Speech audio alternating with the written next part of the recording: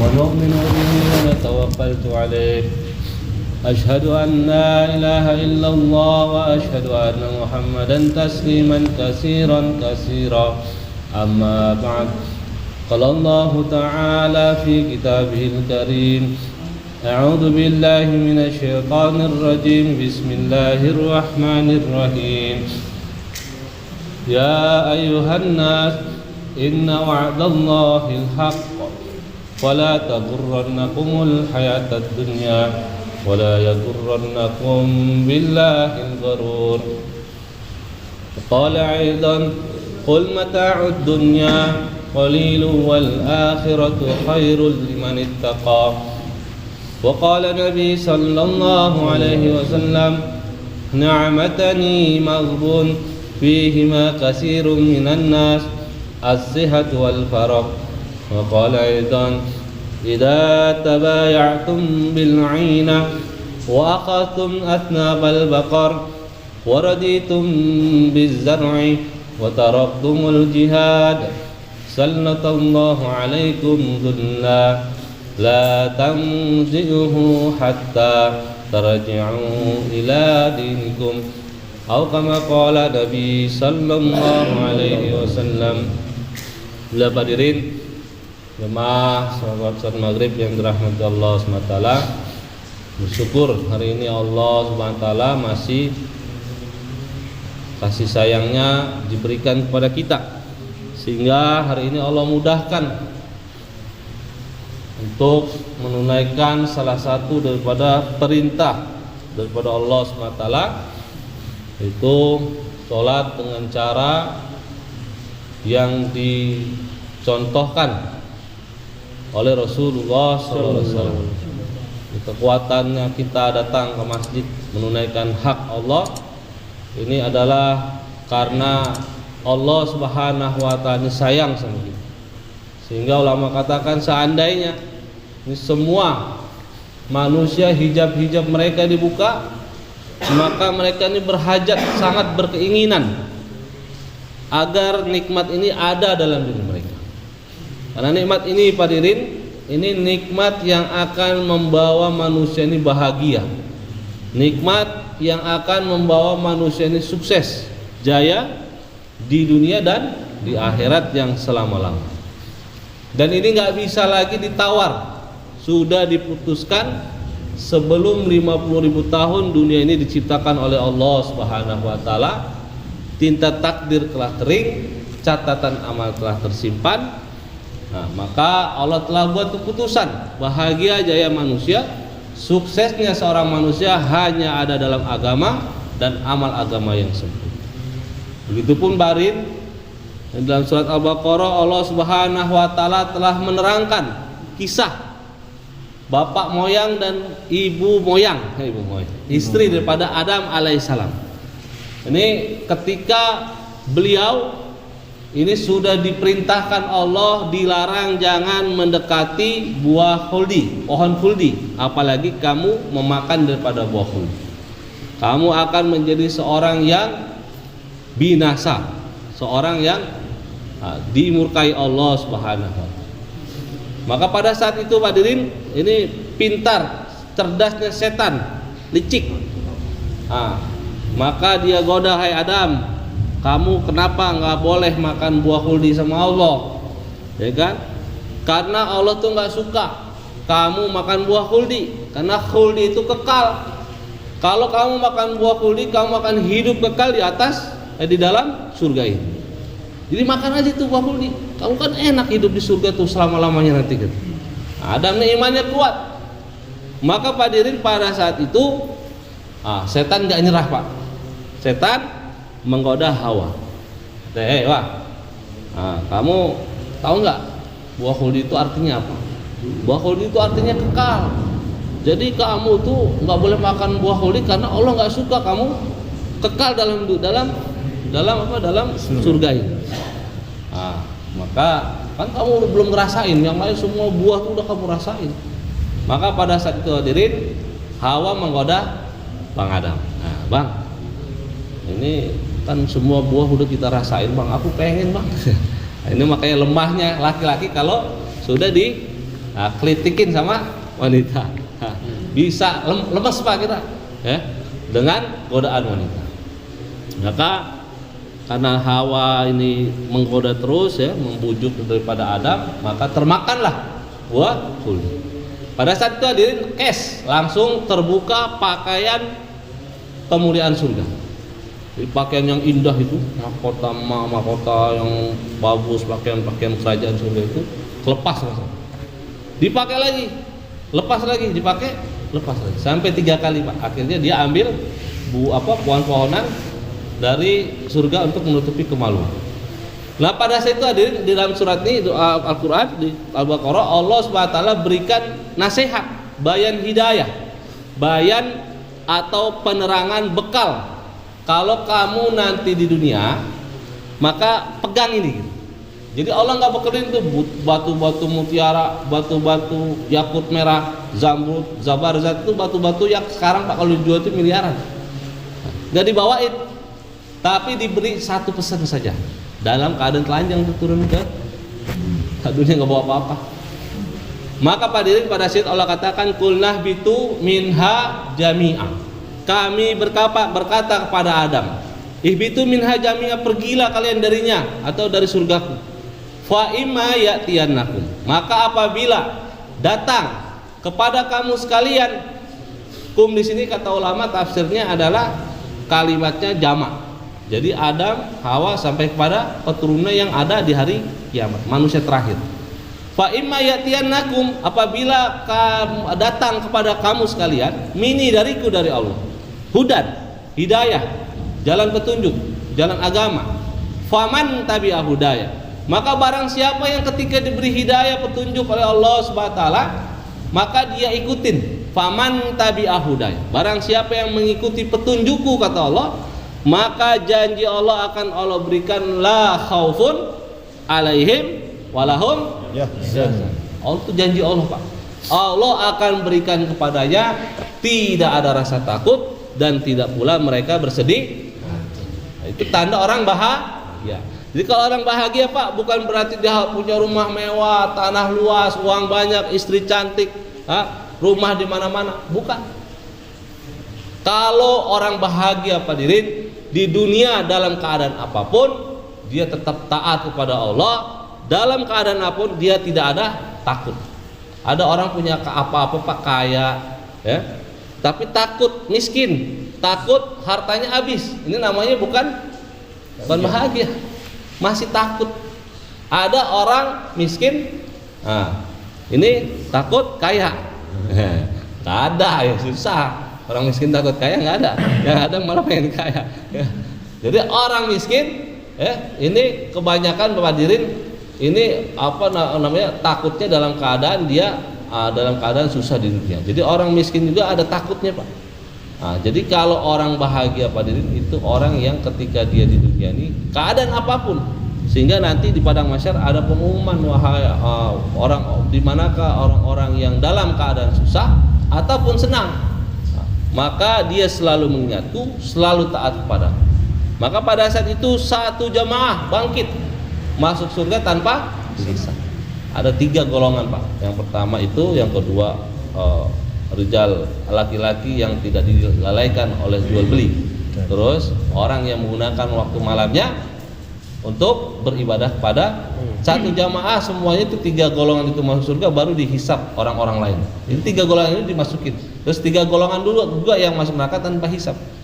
Salah satunya ya orang-orang kafir, Fir'aun. Ini masuk surga dulu, masuk neraka dulu tanpa hisab.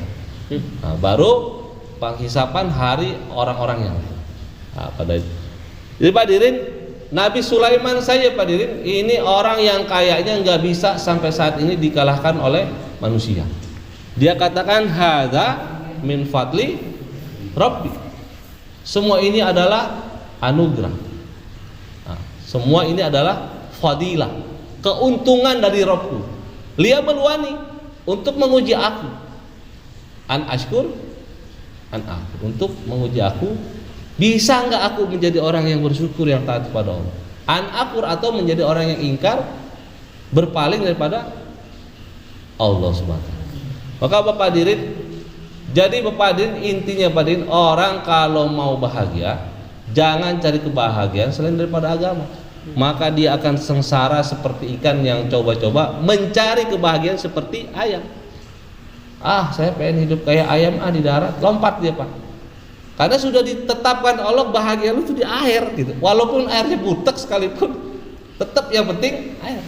Begitupun orang miskin Pak, walaupun dia hidup dalam gubuk Bapak, kalau dia ada agama maka tidak ada penderitaan. Rasulullah SAW hidup dalam keadaan sederhana Pak, tapi dia katakan baiti rumahnya sederhana, nggak ada AC-nya. Ya.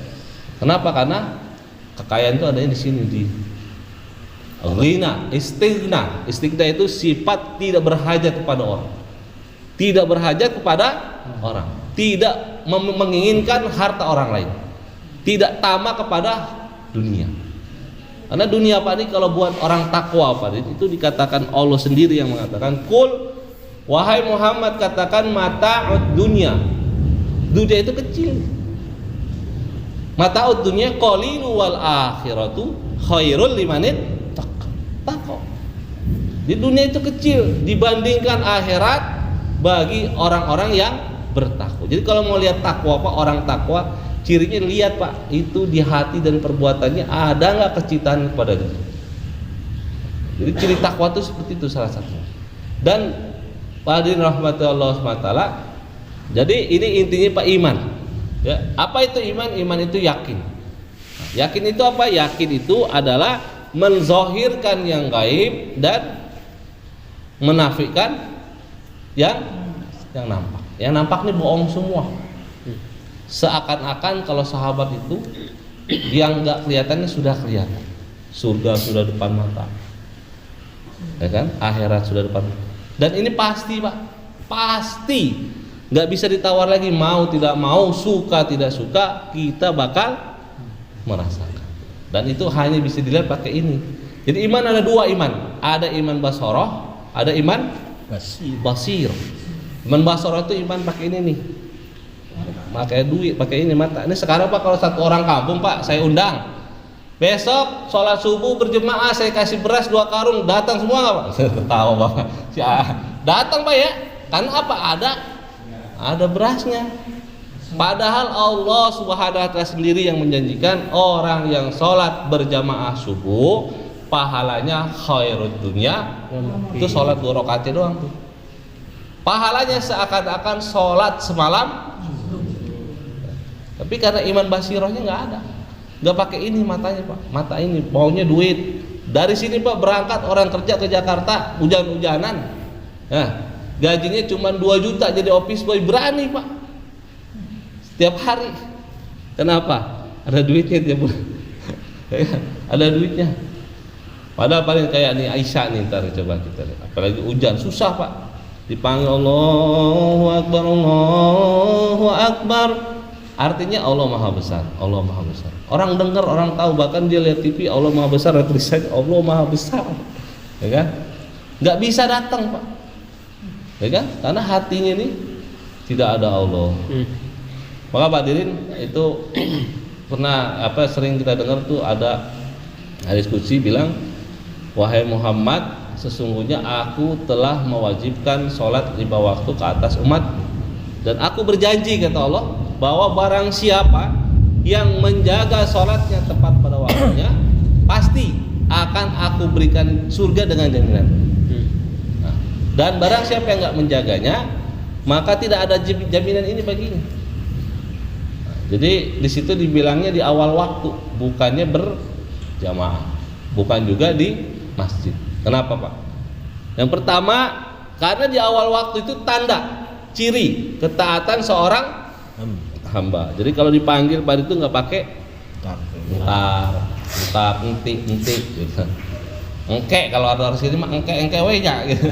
Ya, engke tanggung gitu. Lagi nonton bola Malaysia sama Indonesia. Jadi ini tandanya tanda orang yang tidak taat. Jadi kalau kita punya anak 2, yang satu dipanggil suruh beli kopi. Jang, belikan abah kopi ya. Kayak engke lah lagi main game ya. 2 jam baru datang Pak. Yang satu lagi dipanggil, ayah nak Abah. Iya beliin Abah kopi. Iya Bah, dibeliin langsung dikasih ke Abah. Ini kira-kira Abahnya senang sama yang mana? Nah, itu dari situ saya sudah beda Pak. Apalagi Pak Din, ada satu cerita, dan cerita ini pasti kita rasain. Ini ceritanya cerita Allah langsung Pak, dari Al-Quran. Bapak buka surat Al-Qalam, itu juz 29 di ayat-ayat 25 kalau nggak salah. Itu ada bunyinya yauma yukshafu an syaqin wa yud'auna ila sujud fala yastati'un khasyiatan absaruhum wa tarhaquhum dhillah wa qad kanu wa yud'auna ila sujud wa hum salimun. Yauma yukshafu, hari ketika betis-betis manusia disingkapkan, ditelanjangkannya manusia. Itu dikumpulin tuh Pak, ya kan, dikumpulin semua manusia dari mulai zaman Nabi Adam sampai orang yang ngerasain ketiban gunung di hari kiamat. Nah, itu dikumpulin semua. Yauma yukshafu an syaqi wa yud'auna ila sujud. Maka dari semua manusia ini disuruh sujud, sama sujud kalian. An syaqi wa yud'auna ila sujud. Fala yastati'un, maka sebagian mereka ini nggak bisa sujud Pak. Fala yastati'un khasyiatan absaruhum wa tarhaquhum zillah. Pandangan mereka tertunduk hina. Dia pengen sujud, orang pada sujud, ada sebagian yang bisa sujud, dia pengen sujud nggak bisa. Nih gini keras. Padahal dulu di dunia ini nggak setruk, nggak encok. Kok di padang mahsyar dia pengen sujud nggak bisa ngelihat orang sujud.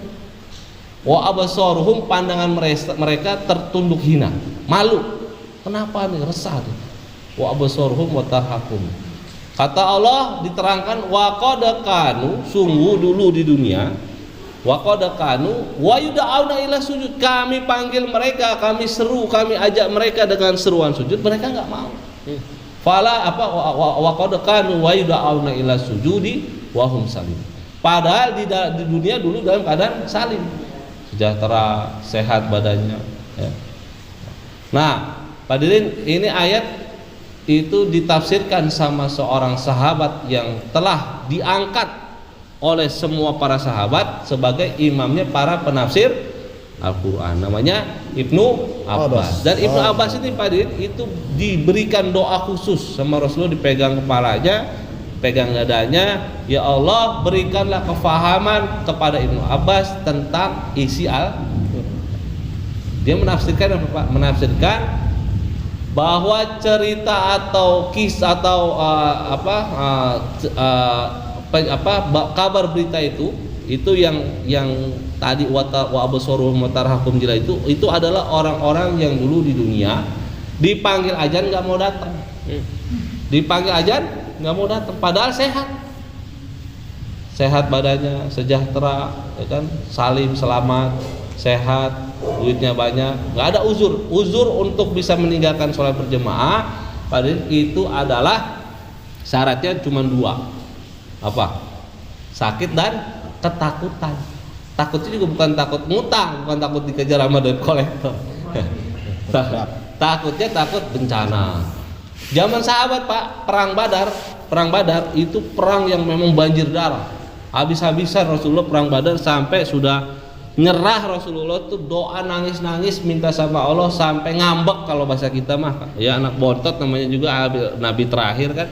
Ya Allah, seandainya ini Islam nggak dimenangkan, maka jangan harap Islam ada sampai hari kiamat. Sampai mentok tuh Pak doanya begitu.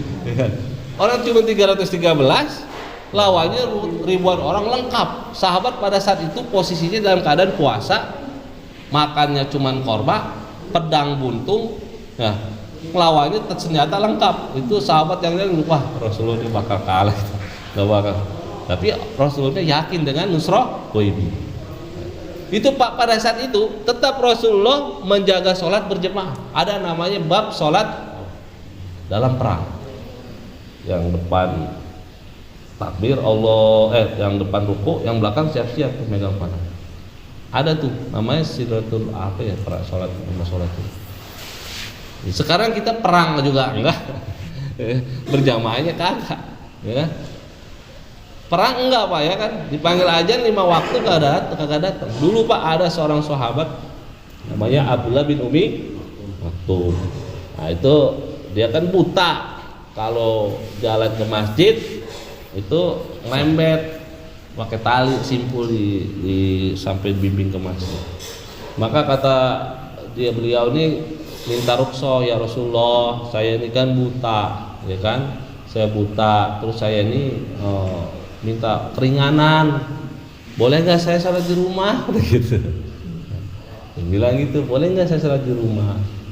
Dia bilang boleh, karena kamu ujur, buta. Udah pulang seneng nih Abdullah bin Maktum. Baru berapa langkah Jibril turun. Muhammad, tanya tuh Abdullah bin Umi Maktum dengar azan. Panggil lagi, Abdullah bin Umi Maktum, kamu dengar azan nggak pada saat itu? Pada saat waktu sholat. Dengar. Ya kalau dengar wajib datang. Jadi orang buta aja suruh datang Pak ke masjid kalau aja. Jadi memang ini batin, masya Allah. Intinya iman Pak ya, iman. Jadi iman nih Pak hadirin. Tadi tuh yang sholat itu 5 waktu tuh ya. Kenapa itu taat? Yang pertama taat. Terus yang kedua, kenapa dibilang di awal waktu situ dijamin surga oleh Allah Subhanahu wa taala? Yang kedua adalah sholat di awal waktu, tepat waktu itu karena ditertibkan buat 2 jenis manusia, ditekankan. Cuman caranya beda. Kalau laki-laki mah 3 caranya bersyaratnya untuk dapatkan 27 derajat. Kalau wanita cukup tepat waktu, nggak usah ke masjid, nggak usah berjemaah, cukup di kamar suaminya dapat pahala 27 kali.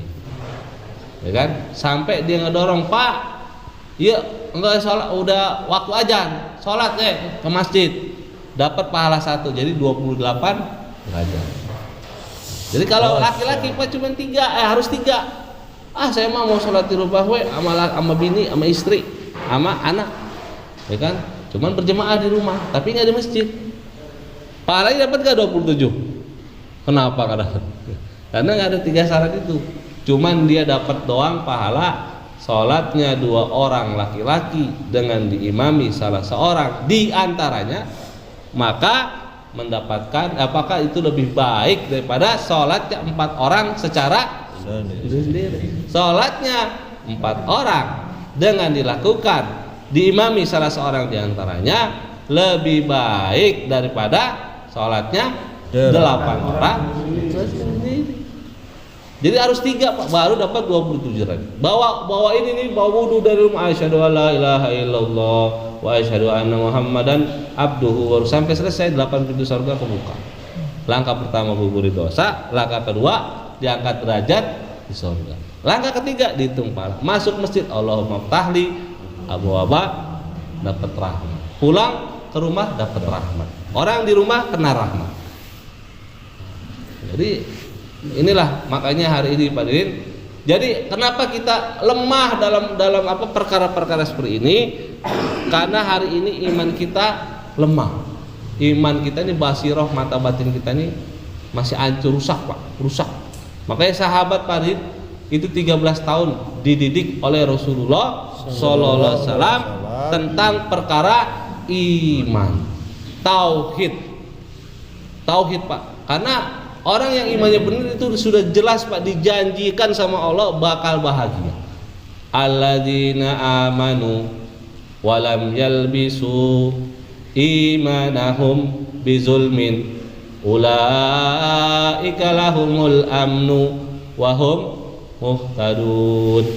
Orang-orang yang beriman yaitu orang-orang yang tidak mencampur adukan keimanannya bizulmin. Zulmin itu apa? Ditafsirkan ulama, zulmin itu adalah apa?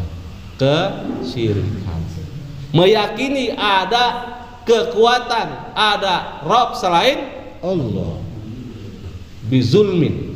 Ulaika lahumul amnu, kata Allah, mereka itulah orang-orang yang akan mendapatkan amnu. Amnu itu keamanan, kebahagiaan, kesuksesan di dunia dan wahum muhtadun, mereka itulah orang-orang yang mendapatkan hidayah dari Allah. Jadi iman Pak itu perkara yang paling penting, seharusnya lebih penting daripada beras. Karena kalau kita mati Pak Dirin, ini Allah nggak akan nanya Pak, babi amwalika, harta apa yang kamu bawa. Allah nggak tanya itu. Yang ditanya apa? Man Rabbuka. Siapa Robmu? Kenal nggak dengan Robmu? Dekat nggak? Taat nggak? Boro-boro kenal, boro-boro taat, kan? Jadi pertanyaan man Rabbuka ini pertanyaan ketika kita di dunia ini, Pak, ada nggak usaha untuk mengenal Allah? Jadi ma'rifatullah, awaluddin ma'rifatullah. Awal daripada agama mengenal Allah dulu, Pak. Gimana kita mau dekat dengan Allah, kenal aja enggak? Ya kan? Tahu dengan Allah aja enggak? Kita sholat Pak, Allahu Akbar, tunggang tungging, ya kan? Kalau nggak pakai iman Pak, itu dia nggak tahu hakikat sholat itu sebenarnya buat apaan. Nah, sekarang kita ditanya, ya kan? Kenapa sih lu sholat tunggang tungging gitu? Padahal yang lu sembah itu kagak kelihatan. Ngapain gitu? Kurang kerjaan kan? Kalau dipikir-pikir, makanya orang kafir gitu Pak ngejeknya. Lu ngapain tunggang tungging sujud? Yang lu sujudin aja kagak ada, kagak kelihatan. Nah, kenapa Pak? Kita disuruh taat sama Allah, Allah sendiri kita nggak tahu bentuknya apa. Bahkan sekata Nabi, jangan sekali-kali kalian membayangkan zat Allah, bentuknya Allah.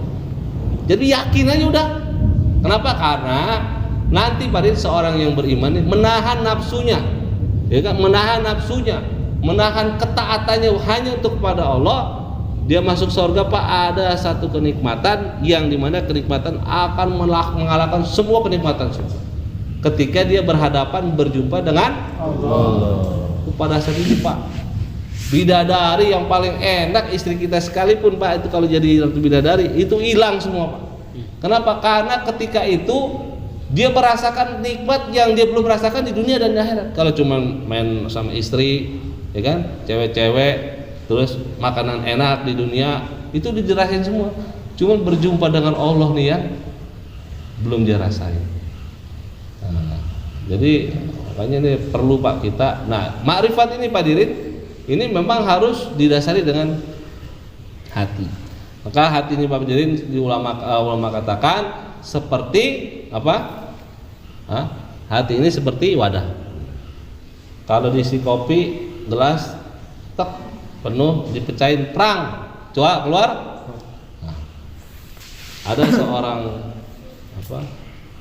seorang syekh ini didatengin sama seorang yang punya keluhan masalah najis.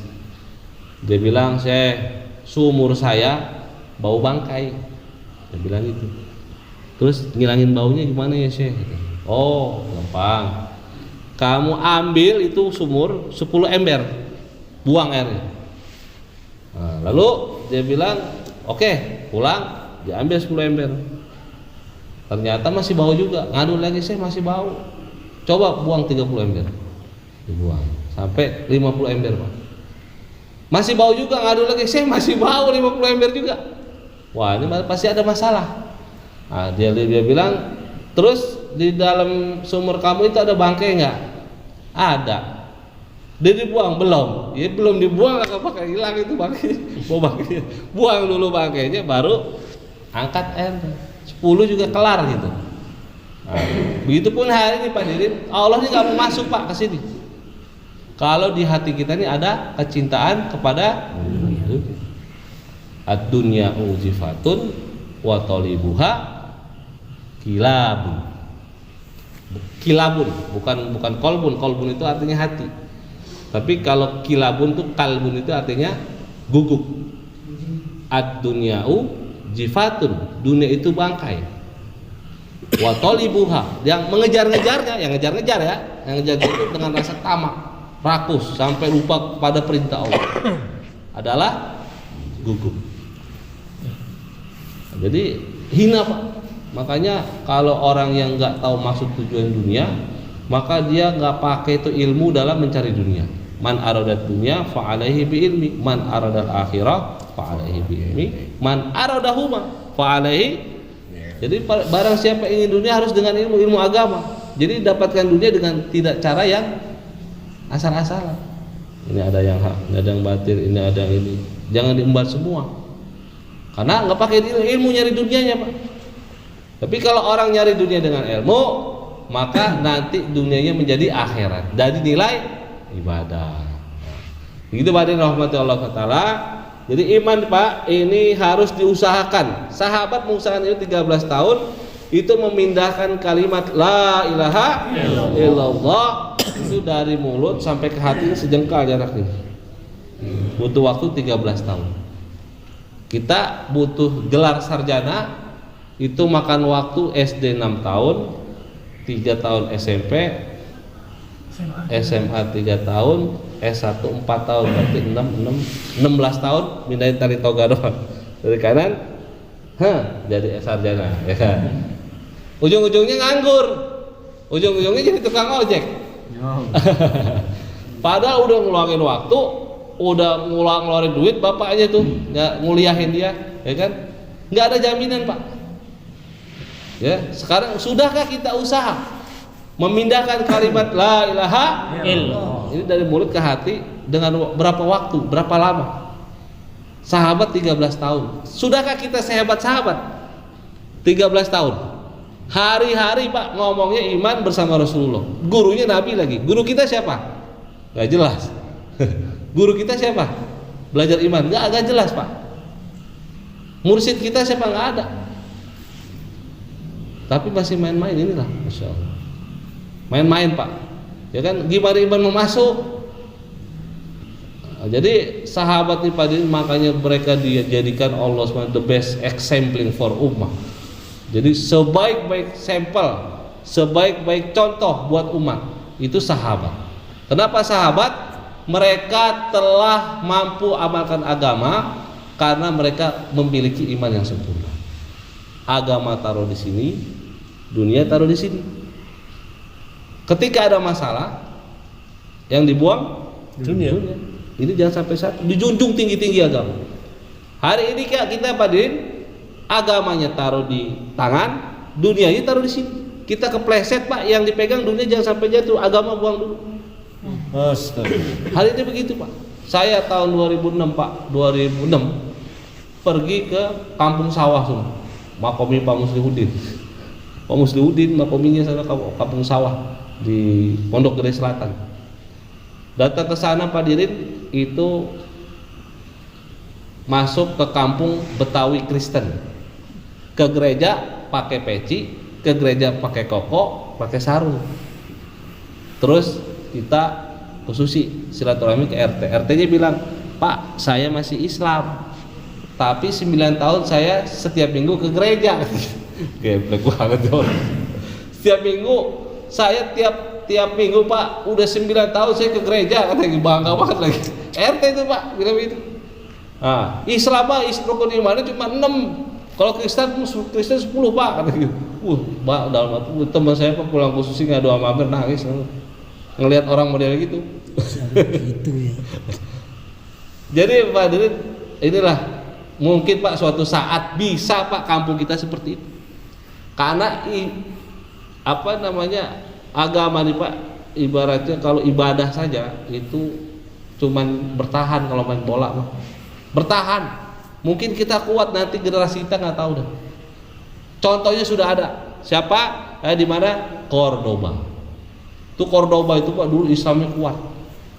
Islam yang dibangun oleh sahabat Tariq bin Ziyad yang membawa jemaah 200 orang dakwah ke Spanyol, sisanya cuma 60 orang. 140 orang mati di jalan, dikuburin di jalan. Tapi hasilnya ada Masjid Cordoba, masjid yang terkenal dengan 1000 pilar, masjid terkenal dengan 1000 tiang, ya kan? Dan pada saat itu generasi kedua sahabat itu itu generasi baik-baik, bagus-bagus. Terus dia merasa benar, udah gak ada dakwah, nggak ada lagi saling mengingatkan, nggak ada lagi jihad, sehingga dia sibuk dengan zikir, ibadah, ngaji. Zikir, ibadah, ngaji, nahan aja. Ternyata Pak Dirin ada suku Tartar, ini orang Mongol, dan itu orang-orang kalau di sini dibilangnya apa ya? Orang ini orang kampung. Iya, orang Baduy, orang kampung Pak, bisa ngalahin orang Islam yang seperti itu, dibunuh-bunuhin ulama. Nah, maka sekarang tinggal sejarah. Spanyol terkenal sebagai masjid yang megah. Di depannya ada tulisan Assalamualaikum, di dalamnya ada gereja sama bar. Nah, hancur Pak. Jadi Islam itu seperti itu. Kalau dia posisinya nggak dakwah, maka dia akan jebol. Jadi kalau orang main bola Pak, sepinter-pinternya orang main bola, kalau diserang sama orang bego, keserang tapi posisi tetap jebol juga suatu saat. Gitu Pak. Jadi sahabat-sahabat juga dulu orang-orang bodoh-bodoh Pak. Ya. Yang ke Persia siapa itu? Nah, orang cuma modal baju cubang camping, ya kan? Kendaraannya keledai pincang, keledai kurus, ya kan? Bisa mengalahkan Raja Kisra jerah Pak. Siapa yang mau nolong kamu katanya? Orang keadaan kamu begini kan? Ya, dia bilang Allah yang akan tolong. Itu getar langsung tuh Islam. Wah ini bukan orang gitu, bukan orang ini. Jadi Pak Dirin, intinya Pak Dirin, dakwah ini Pak Dirin, ini adalah senjata. La islaha illa bidda'wah. Tidak ada perbaikan kecuali dengan dakwah. Orang yang buat dakwah, hakikatnya dia telah datangkan cahaya Allah. Jadi kalau kita dalam satu ruangan nih, kayak tadi itu kan mati lampu tuh. Itu kalau mati lampu gelap gitu Pak, kalau kita teriak-teriak, gelap pergi gitu. Jangan ini pergi gitu. Atau kita teriak-teriak gitu, atau kita terus gede, gelap kamu pergi, gak bakal pergi Pak. Caranya gimana? Datangkan cahaya, nur. Mau cahaya handphone kayak pasti ada kelihatan. Jadi orang yang buat dakwah Pak Dirin, nanti yang didakwah mat'unya dapat cahaya, dapat hidayah, dapat perbaikan, terutama orang yang dakwah. Hatinya akan bersinar, akan mengenal Allah, dan orang yang didakwahnya pun akan mengenal Allah. Barang siapa yang mengenal Allah, maka Allah akan mengenalkan dirinya kepada dia. Allah. Jadi itu otomatis. Makanya sahabat hari-hari dia dakwah, hari-hari bicara agama, bicara kebesaran Allah, Allah masuk ke dalam hatinya. Jadi Pak Dirin, makanya ini penting Pak, ya. Jadi Pak Dirin, ini kami belajar nih, ya, 3 hari di sini, ya. Besok kalau memang orang tempatan sini memberikan rute, mungkin pindah ya? Belum. Belum ada kabar. Belum ada kabar. Jadi biasa Pak, kami ini satu jemaah ini memang seperti ini belajar, ya, mengikut-ngikut sahabat, mengorbankan harta, waktu, diri, ya, untuk menebatkan bagaimana. Yang pertama adalah Allah berikan kami ini hidayah, petunjuk. Yang kedua, Allah berikan kepada kita perbaikan, islah yakin, islah amal, islah yang lainnya. Jadi perbaikan, islah akhlak. Ya. Jadi kalau kita usaha seperti ini Pak Dirin, maka nanti insya Allah diri kita, keluarga kita, kampung kita ini akan baik, Nah, karena ini memang usaha ini Bapak Dirin, usaha para nabi, usaha nabi-nabi, usaha juga yang telah diberikan oleh Rasulullah Sallallahu Alaihi Wasallam dan juga dibebankan kepada kita. Kita ini umat Muhammad, umat Rasulullah SAW, diberikan kerja dan tanggung jawab yang sama sebagaimana Nabi Sallallahu Alaihi Wasallam. Jadi itu sudah ada jelas Pak ayatnya, qul, katakan Muhammad, hadihi sabili. Ini adalah manhajku, ini adalah jalan hidupku, ini adalah satu-satunya jalan hidupku. Apa itu? Ad'u ilallah. Menyeru, mengajak manusia untuk taat kepada Allah. Ala basiratin, dengan pandangan hati, dengan keyakinan. Ada yang bilang ala basiratin itu dengan dalil-dalil yang kuat, dengan Quran dan hadis. Terus ana jalan aku Muhammad SAW wa manit tabai, dan seluruh pengikut yang mengaku pengikut. Jadi kalau kita sudah bersyahadat asyhadu alla ilaha illallah wa asyhadu anna muhammadan abduhu wa asyhadu muhammadar rasulullah, berarti Pak Dirin tugas dakwah ada di pundak kita. Tugas dakwah bukan punya ulama. Ulama cuma ngajarin ilmu, mewariskan ilmu. Al ulama warasatul anbiya. Tapi kalau kerja dakwah itu telah diwariskan kepada setiap umat Muhammad sallallahu alaihi wasallam. Pahalanya gimana Pak? Pahalanya ini Masya Allah. Ada satu hadis di mana Allah SWT Rasulullah pernah menjelaskan bahwa ada surga di bawah surganya para nabi-nabi, yaitu surganya orang-orang yang mau meneruskan kerja kenabian ketika nabinya udah nggak ada. Nabinya udah nggak ada, dia terus menghidupkan kerja dakwah, kerja nabinya. Jadi nggak dicuekin aja gitu.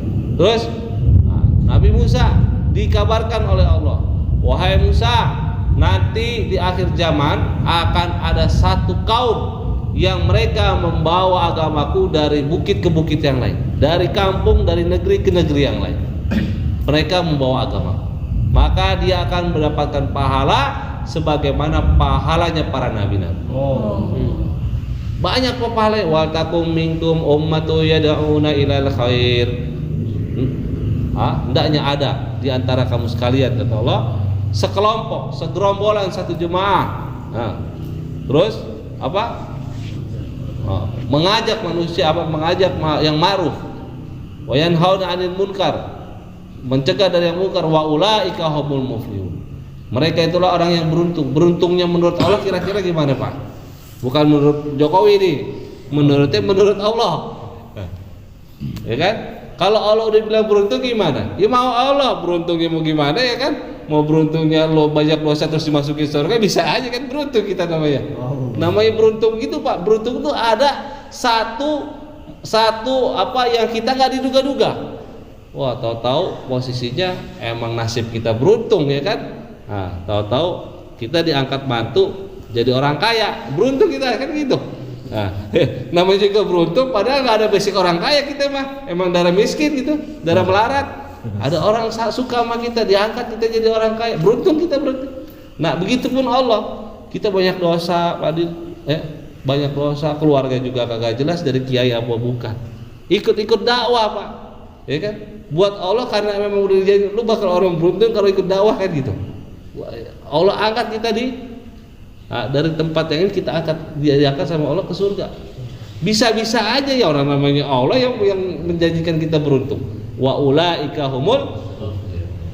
Ini Pak Dirin, maka Pak Dirin, ini alhamdulillah ya kami 3 hari di sini. Jadi intinya bapak-bapak bolehlah. Di sini sudah ada suasana sebenarnya kan, ada pesantren di sini. Kalau saya mah orang Parung Pak, orang Parung, sering main ke Kiomai situ, Kiomai ke Sejuhri, teman-teman dia. Jadi alhamdulillah ini teman-teman dari Jakarta ke sini, jadi saya nengok-nengok gitu. Dari Parung Siseng gitu, dari situ. Jadi alhamdulillah, intinya Pak Din, dakwahnya ya kita sekemampuan lah. Kalau memang bisanya setiap bulan 3 hari, ya kan, luangkan waktu. Yang penting ada usaha gimana kita mau memperbaiki diri, memperbaiki iman amal, dan membantu kerja Rasulullah Sallallahu Alaihi Wasallam. Salah Pak ya, salah ada baiknya datang dari Allah dan kesalahannya dari kebodohan dan kekurangan serta kefakiran ilmu saya, dan saya minta diridhoin, ya kan, dan kita niat ambil hikmah dan manfaatnya, niat amal dan sampaikan. Majelis,